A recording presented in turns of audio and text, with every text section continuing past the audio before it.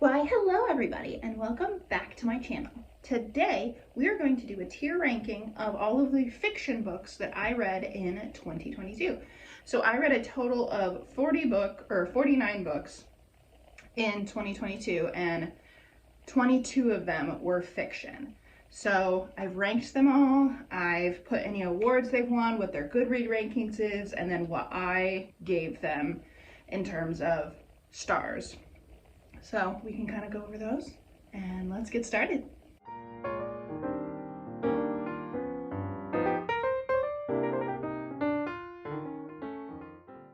Okay, so starting at the bottom, so ranked number 22 out of 22, I have 1984 by George Orwell. I know this is a classic. I know that so much of what we know in terms of like science fiction and Big Brother and post-apocalyptic, all of that fun jazz stems from 1984.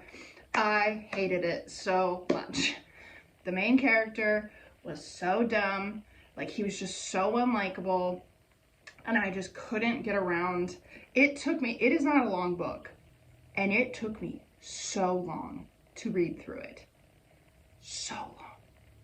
But it has a 4.19 star rating on Goodreads. I gave it a 1.5. Like I said, not a long book, took me forever to read, didn't like the main character, and I felt like for how short of a book that it was far too much world building and not enough story driven like plot.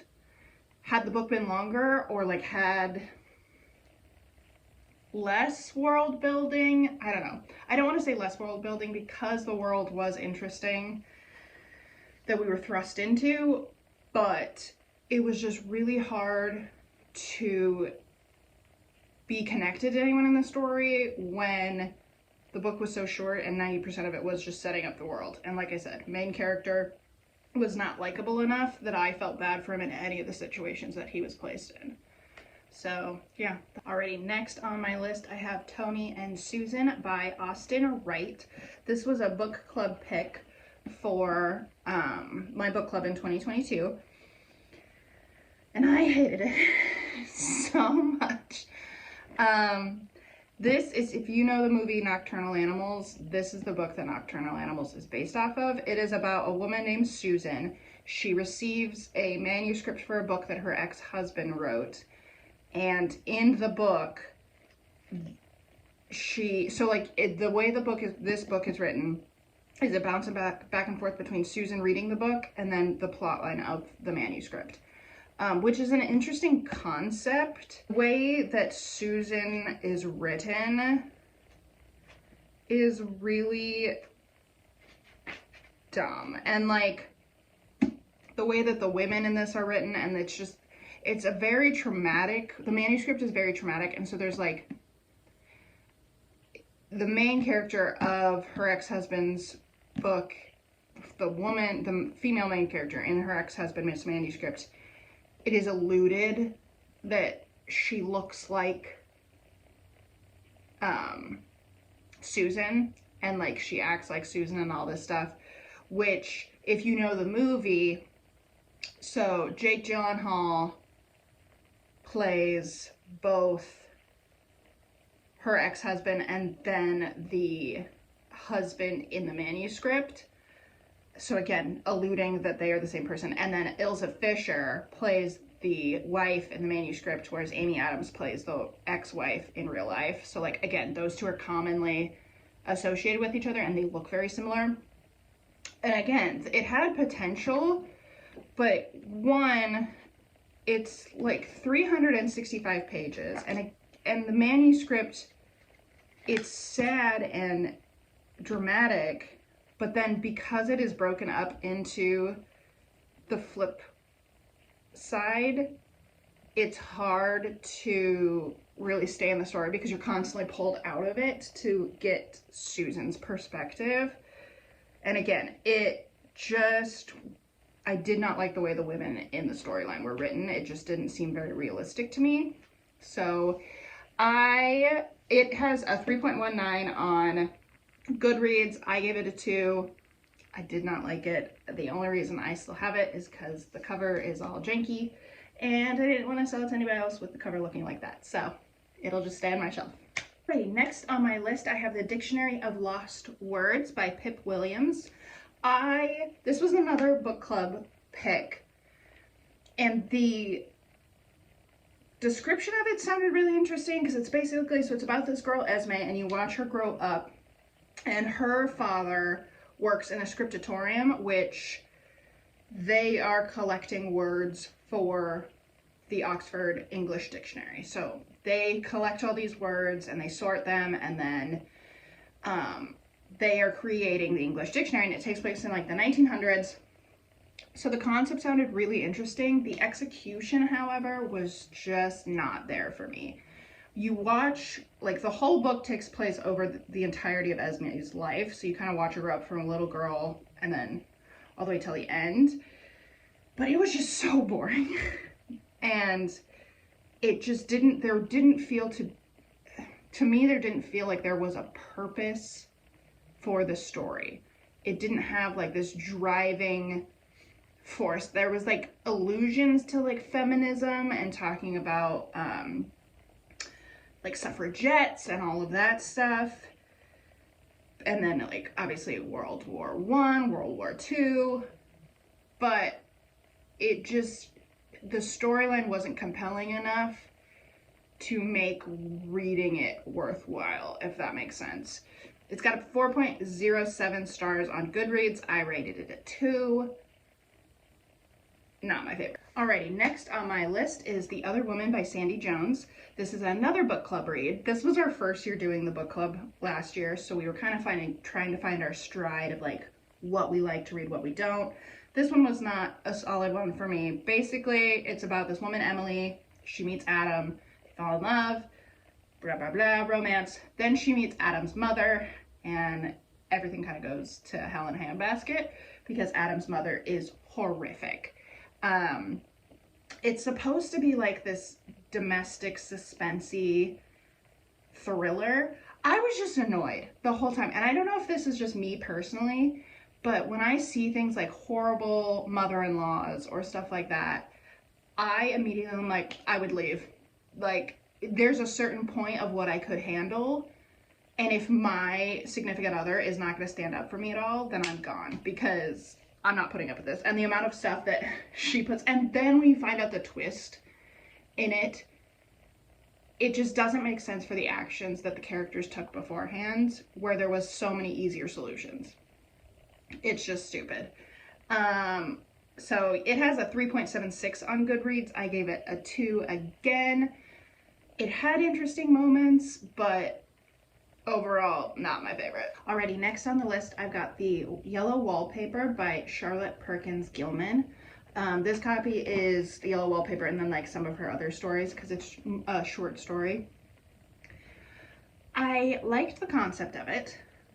I thought it was super interesting, the setting, the characters, and then obviously the gaslighting aspect of it and just the relationship, or like what women faced in like 1800s, 1900s, stuff like that.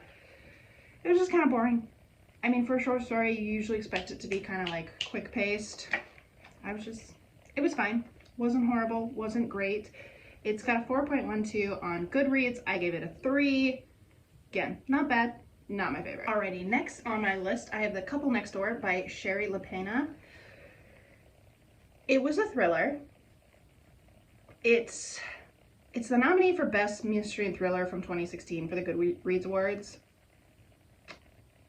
I called it from the beginning. Like, any twist they threw at me in the book, I knew what it was ahead of time. Nothing in it surprised me. There was never that gasp moment that I really want from a thriller. Basically, it's about Anne and Marco, and they're your basic average couple next door. One night after a dinner party, they come home and find that their baby has been kidnapped. So you're seeing both their perspectives throughout the whole scenario of trying to get their baby back. And again, one, The woman character was written stupidly, and I really have a problem when female characters are not written well in storylines. Like, don't get me wrong, I am a sucker for a damsel in distress story. You give me Prince saving the princess, I love that. But if it is not that context, and a woman is just like, I don't know what we're gonna do. No one does that. No woman is like that. So give me strong women who know how to think and who know how to hold their own and are not just looking at a man to save them, if that's not what I'm specifically reading for. So this one bothered me. Again, it's not horrible. I gave it 3 out of 5 stars on Goodreads. It's got a 3.81. Again, it was nominated for Best Mystery Thriller. It was fine. Called everything ahead of time though. Alrighty, next on my list I have We Were Never Here by Andrea Bartz. Another thriller. I thought this one was okay. It was better than the last thriller. But again, they kind of right at the very beginning were like, here's the ending. And I was like, well, why do I care then? I'm like, you are spelling out for me what the twist is gonna be, so it's not a twist. Women characters were written much better in this one, so that's why I ranked it above The Couple Next Door. And I mean, it's fine. It's about Emily and her friend Kristen, and they could go on trips together, and the last time they were on a trip, something terrible happened, and so there's like PTSD from that, but then they go on this new trip anyway because they want to have, like, this is their annual trip, and they want to kind of like put what happened before behind them. Well, something terrible happens again. So you're dealing with the aftermath of what happens and how the girls react to this situation and their friendship and all of that stuff. Not horrible, but again, when I'm reading a thriller, I want to have that gasp moment, and there was not one of those in here. Everything that happened, I called right away. All right, next on my list, I have The Final Girl Support Group by Grady Hendrix. This was the winner for Best Horror in 2021. It's got a 3.55 on Goodreads. I gave it a 3. I know a lot of people have problems with the narrator. I do as well, in the sense of, because so many of, they were obviously supposed to be characters from horror movies. And so I could connect characters to their horror movie counterpart. And the narrator of who I was connecting her counterpart with did not make sense for how she was portrayed in this book. That being said, I need this to be a movie. I know they're talking about making it into a mini-series. I don't know how you extend that out enough to do it to a mini-series, but, and what I want is I want them to get the original Scream Queens and the original Final Girls from their respective movies, because it would be so cool to see like Jamie Lee Curtis helming this movie, and then you've got like all of the other Scream Queens behind her. It would be fantastic. But like I said, nothing in it for me was ever scary enough to classify it as a horror. I would classify it more as like a mystery or thriller. But yeah, main character was not likable enough. The storyline just didn't have the push I needed it to in order to make it interesting for me. The setting and the idea behind it was super interesting, but the follow-through just wasn't there. All right, next on my list, I've got The Guest List by Lucy Foley. This was another book club read that we did. I did really enjoy this one. There were bits and pieces that I didn't like. Mostly just some of the twists were easy to call. There was one twist in here that really gave me that gas moment, so that's why I've rated it as high as I did. It is the winner for the best mystery and thriller in 2020. It's got a 3.85. I gave it a 3.5. I thought it was an entertaining read. I think I read it in the airport during a layover, so it like filled the void of like what I needed to do. There were just bits and pieces, but basically it is told from different perspectives. So it's the bride, the plus one, the best man, the wedding planner, and the bridesmaid as who the perspectives are from. So you kind of get, and it's a murder mystery. It's very Agatha Christie. I felt my only issue, and I mean, it's not an issue, it's a kind of like Murder on the Orient Express vibe to it. So like very Agatha Christie, and which is fine. I just kind of wanted it to stand on its own and not do as similar to Agatha Christie as it was. But again, it wasn't bad. It was a really good airport read. So yeah. Alrighty, the next book on my list is Looker by Laura Sims.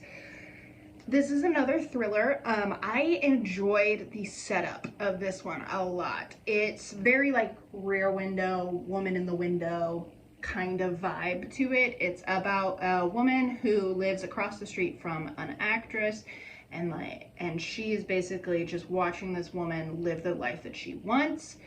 I thought it was very well written. The characters were interesting. The main character wasn't likable, but like that was kind of the point of the book. So I enjoyed that. The ending for me is what kind of ruined the book. It just kind of was just like, and we're done. And I was like, what's happening? So that's kind of where it got ranked lower for me. But I did give it 3.75 stars, which is higher than what it has on Goodreads. Goodreads, it only has a 3.07. So like I said, it's a very quick thriller. Concept is really good. It's just the ending kind of ruined everything for me.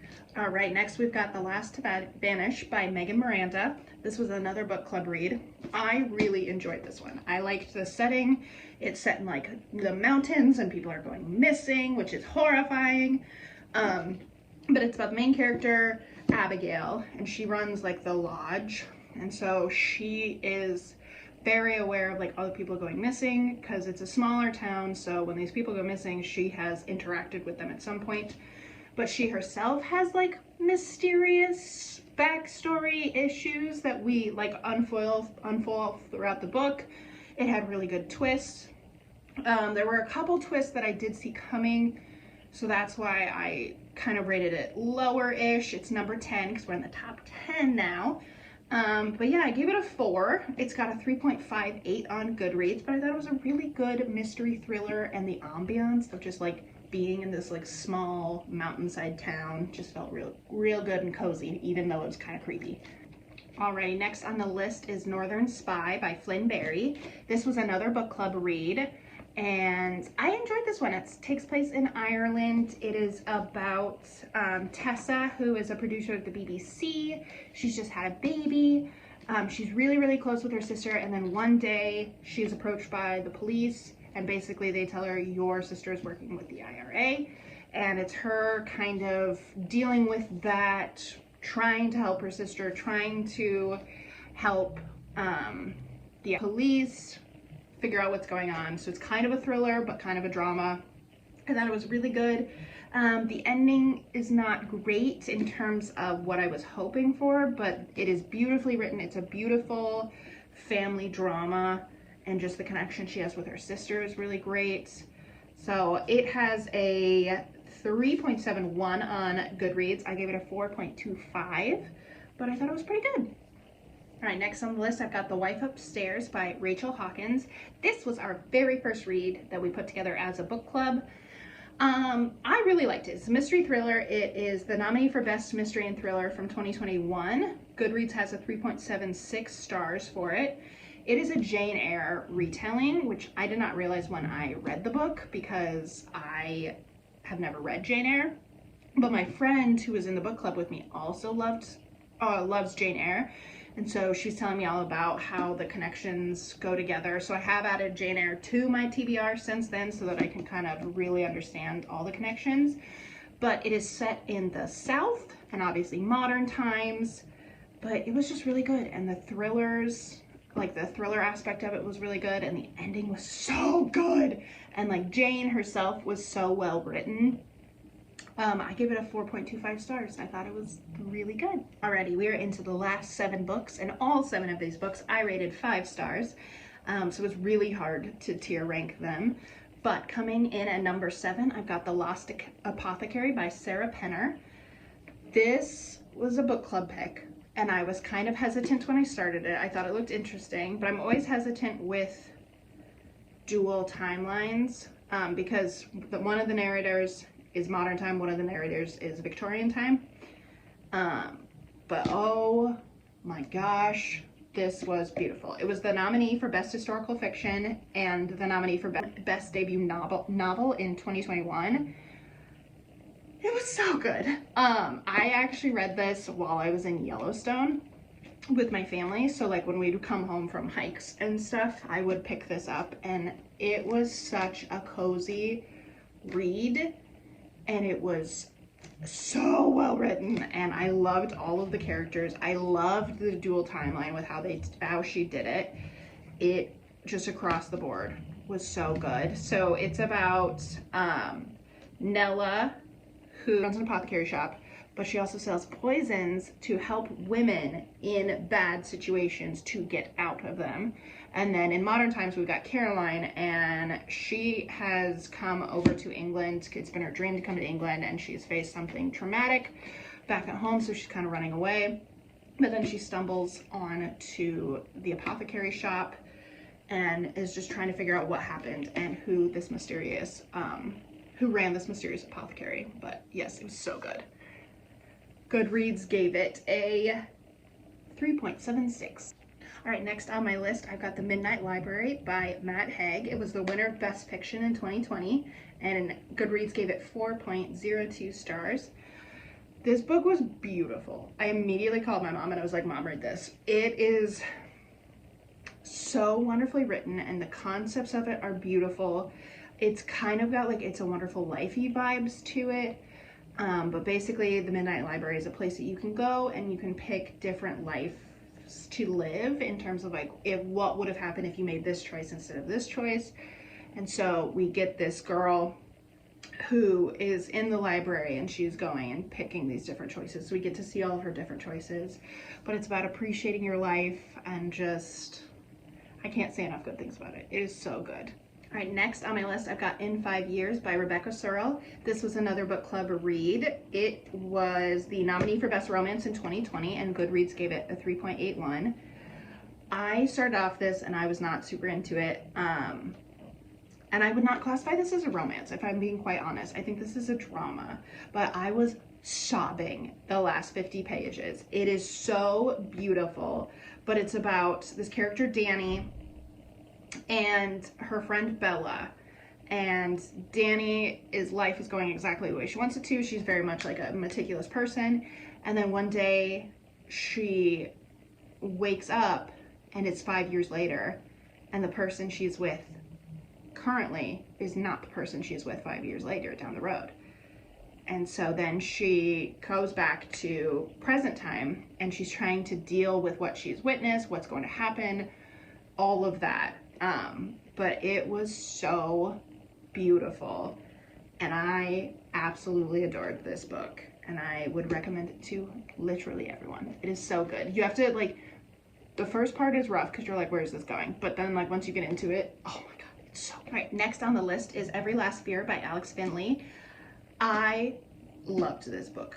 I read this early last year when I was sick, and I was just burning through books, and this one I almost turned around and immediately reread. It is so good.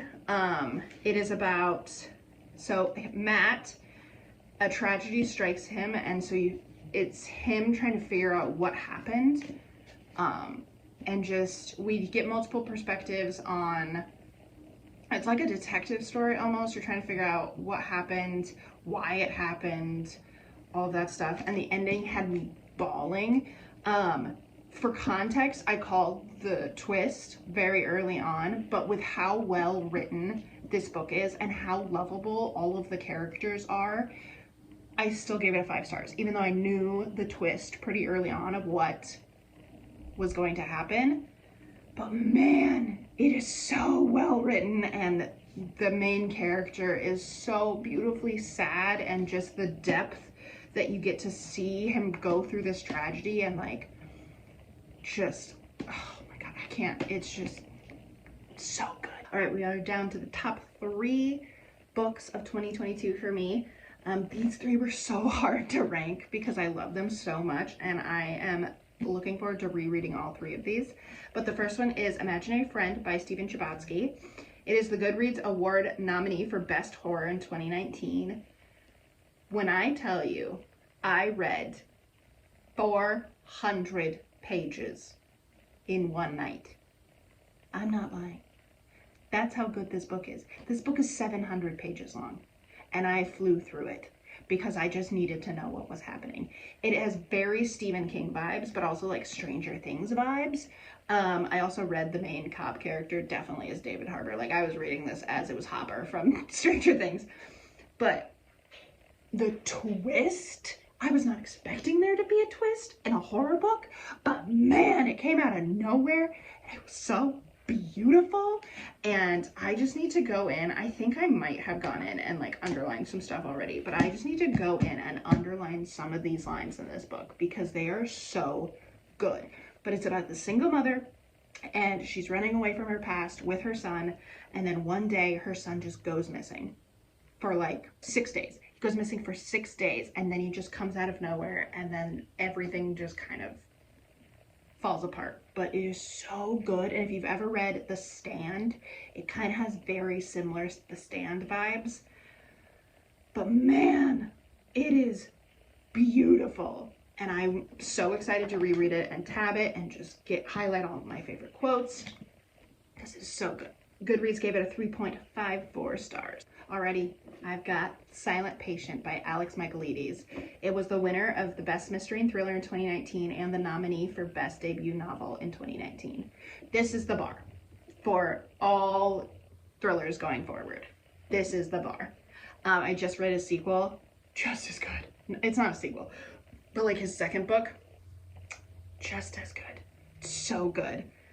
But man, the twists in this, whew, so good. But it is about a painter who has been admitted into a mental hospital because she killed her husband, but she will not speak. She has not spoken since the murder.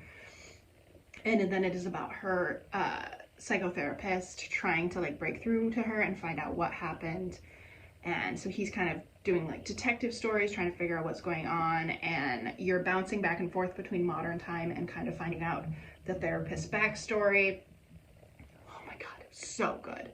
Phenomenal book. Just, you have to read it. Alrighty, and the last book on my list is the nominee for Best Historical Fiction in 2017. It's got a 4.46 stars on Goodreads, and that is The Seven Husbands of Evelyn Hugo by Taylor Jenkins Reid. Oh my god, when I tell you, this book broke me. I was sobbing at work. I was reading it on my lunch break and I was sobbing at work. But it is so good and so interesting, and the setting is beautiful. Just like Hollywood icons and just old Hollywood, all of that. It is stunning. And for like, after having read this, I immediately was like, all of Taylor Jenkins Reid on my Goodreads. But man, let me tell you, if you've not read this yet, you need to read it. It is stunning. Stunning. Alrighty guys, thank you so much for watching my video. I hope you enjoyed. Let me know if you are interested in seeing me tier rank my nonfiction books that I read last year, because I think that would be fun to do as well. But I will see you all in the next video, and have a good rest of your day. Thanks. Bye.